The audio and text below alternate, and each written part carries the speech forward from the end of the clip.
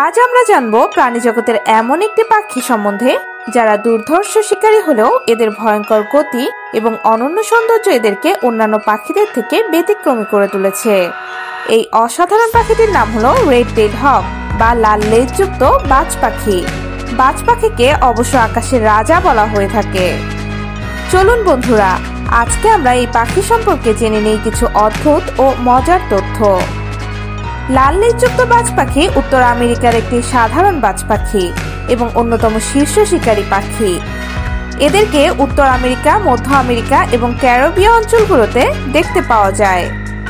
এই বাজ পাখিগুলোকে প্রায়শই খোলা মাঠের আশেপাশে শহরগুলির কাছাকাছি দেখতে পাওয়া যায়। এদের দীর্ঘ ও প্রশস্ত ডানা এবং শক্তিশালী শরীর রয়েছে।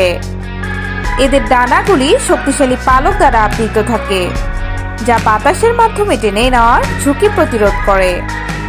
বেশিরভাগ লাল লেজযুক্ত বাজগুলি বাদামি রঙের হয়, তবে হালকা লাল বর্ণের প্রশস্ত লেজগুলির জন্য ব্যাপক পরিচিত। এরা লম্বা গাছে, টাওয়ার ও উঁচু বিল্ডিংগুলোতে লাঠি এবং ডাল দিয়ে বাসা তৈরি করে। পুরুষ এবং স্ত্রী উভয় বাজ পাখি বাসা বাঁধতে সহায়তা করে, যেখানে স্ত্রী বাজ পাখি প্রতি বছর 1 থেকে 5টি ডিম দেয়।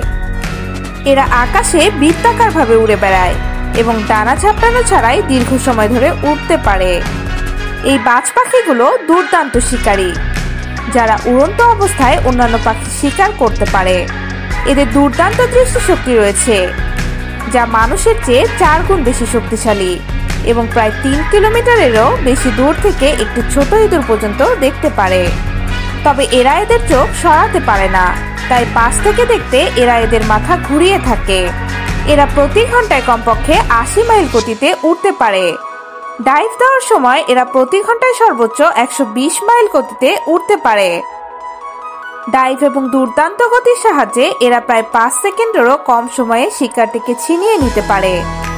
এরা সুবিধাবাদী শিকারী এবং প্রায়শই রাস্তার ধারে টেলিফোনের খুঁটি, গাছ বা উঁচু বিল্ডিংগুলোতে বসে থাকে, যাতে শিকারটিকে দেখতে পায়। এরা সাধারণত খরগোশ, কাঠবিড়ালি, ইঁদুর সহ ছোট ছোট স্তন্যপায়ী প্রাণী খায়, আবার কখনো কখনো পাখি ও সাপও খেয়ে থাকে। এছাড়াও এরা অন্যান্য পাখির কাছ থেকে শিকার চুরি করে খায়। প্রাকৃতিক ব্যবস্থার ভারসাম্য বজায় রেখে শীর্ষস্থানীয় শিকারী হিসেবে এই পাখিটি গুরুত্বপূর্ণ ভূমিকা পালন করে। আবাসস্থল হ্রাস, বিদ্যুৎ লাইনগুলিতে সংঘর্ষের কারণে বর্তমানে এই বাজ পাখিগুলি হ্রাস পাচ্ছে। তবে এরা এখন আইন দ্বারা সুরক্ষিত এবং বিশ্বব্যাপী কমপক্ষে 2 লক্ষ লাল লেজযুক্ত বাজ পাখি রয়েছে।